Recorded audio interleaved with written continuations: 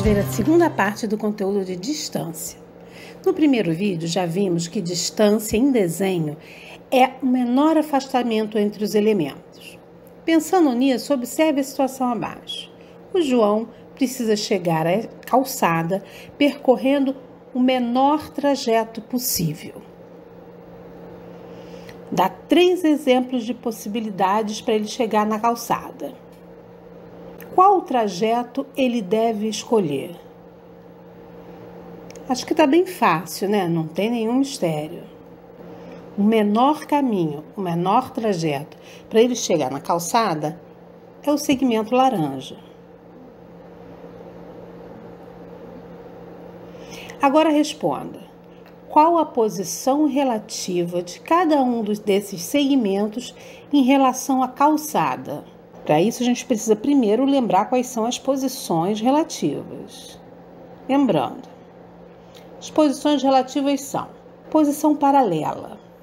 2 retas são paralelas quando elas não têm nenhum ponto em comum. Elas não se cruzam. E a distância entre elas é sempre a mesma. Posição coincidente. A posição coincidente acontece quando 2 retas ou mais têm todos os pontos em comum. Uma reta está exatamente sobre a outra reta. A gente, quando olha, só vê uma. Posição perpendicular. Nessa posição, as retas se cruzam, mas elas não se cruzam de qualquer maneira, elas se cruzam de uma maneira específica, formando 4 ângulos de 90 graus. E a posição oblíqua, que é quando 2 retas se cruzam, formando ângulos diferentes de 90 graus. Então, qual é a posição relativa entre as retas M e N, entre a calçada e a reta azul? São paralelas? Acho que não, porque elas têm um ponto em comum. Elas estão se cruzando e paralelas não se cruzam. Também não podem ser coincidentes. Será que elas são perpendiculares? Observe os ângulos. O cruzamento dessas retas está formando ângulos de 90 graus? Ou elas estão se cruzando e formando ângulos diferentes de 90 graus? São ângulos diferentes de 90 graus. Essas 2 retas são oblíquas. Agora, a posição relativa das retas M e P, da calçada e do segmento verde. De novo, a gente precisa observar os ângulos que elas formam. Já sabemos que não são nem paralelas nem coincidentes, porque elas se cruzam. A dúvida é se elas são perpendiculares ou oblíquas.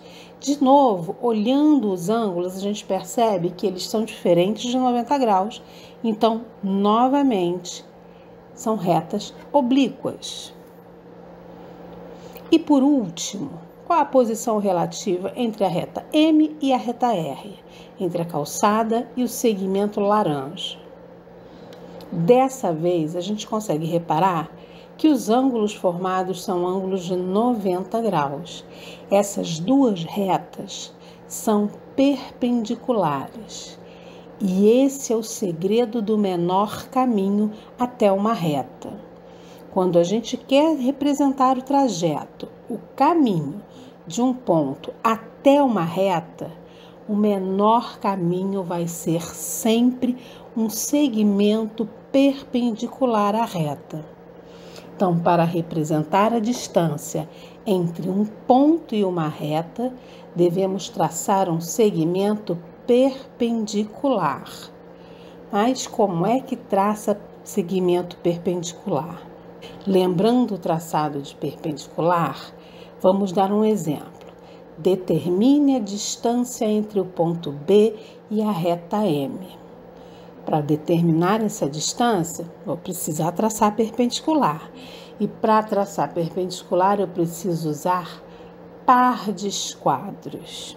A gente posiciona os esquadros no lugar correto, encostando o lado maior do esquadro na reta, gira o esquadro e desliza até o ponto. Aí é só traçar a reta. Tá aí. um segmento perpendicular à reta M. Esse segmento laranja representa a distância entre o ponto B e a reta M. Mas a gente ainda não tem a medida, a gente precisa medir esse segmento para saber qual é a distância. Nesse exemplo aqui, o segmento tem 3 centímetros. Então, a distância entre o ponto B e a reta M é igual a 3 centímetros. Resumindo, quando a gente quer representar a distância entre 2 pontos, nós traçamos um segmento que une esses pontos. Quando a gente quer representar a distância entre um ponto e uma reta, a gente traça um segmento perpendicular à reta.